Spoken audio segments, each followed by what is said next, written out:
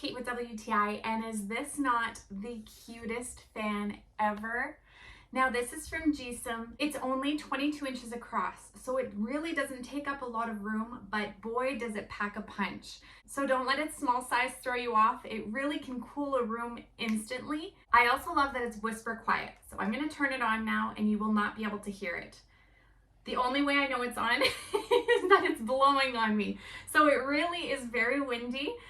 This is the first setting, but there are 6 different settings. So if I were to tap the number 6, it would speed up really fast. So depending how much air you want to move, you have full control. Now, not only is this a fan with beautiful wooden curved blades, love that. It's reversible. So if you want to suck the air up, you can do that as well. And then it also has a light. So this light has 3 different settings. So whatever you prefer, the warmer light, the more white, bright light, those are all options on this little remote.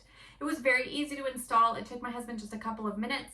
It all comes together nicely. The instructions are very clear. It has everything you need, so it's a breeze to put together. They do come in different colors. This one is the beautiful wood tone with black. I love that, but if you prefer something else, they have lots of different options.